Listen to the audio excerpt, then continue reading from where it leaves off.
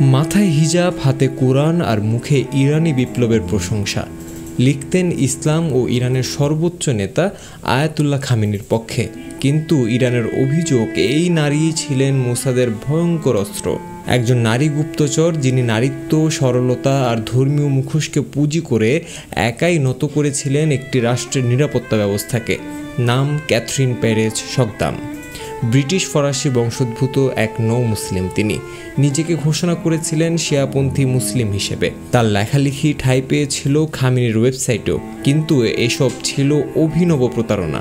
তার আসল পরিচয়, তিনি ইসরায়েলি গোয়েন্দা সংস্থা মোসাদের হয়ে কাজ করা একজন নারী গুপ্তচর। 2017 থেকে 2021 সাল পর্যন্ত ইরানে বিভিন্ন সময়ে প্রবেশ করেছেন ক্যাথরিন।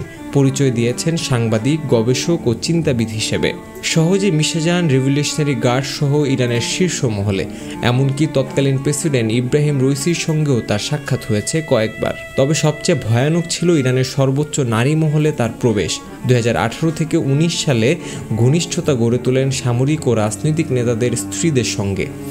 আড্ডা, ভরসা ও বন্ধুত্বের মোড়কে গৃহবধূদের মুখ থেকে জেনে নেন গোপন তথ্য। স্বামী কোথায় কর্মরত, কখন কোথায় যাচ্ছে এবং কার সঙ্গে মিটিং, কারা সঙ্গে থাকেন, এই সব তথ্য তিনি খতিয়ে বের করে নিয়ে আসতেন। একই সাথে এই কথাগুলোই রেকর্ড করতেন তিনি, আর এই রেকর্ডই পরবর্তীতে পরিণত হতো রক্তাক্ত মিশনে। মোসাদের হাতে পৌঁছানো সেই তথ্যের ভিত্তিতেই একে একে হত্যাকাণ্ড সংগঠিত করা হতো।